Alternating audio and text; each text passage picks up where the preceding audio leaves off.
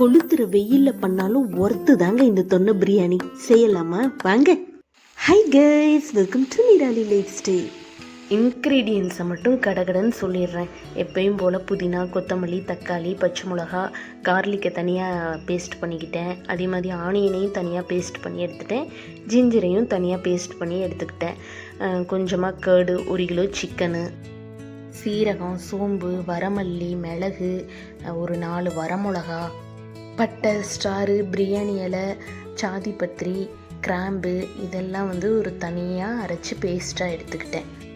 ஒரு 4 பல்லு தேங்காய் நல்ல பேஸ்ட் கன்சிஸ்டன்சிக்கு அரைச்சி சேர்த்தாச்சு.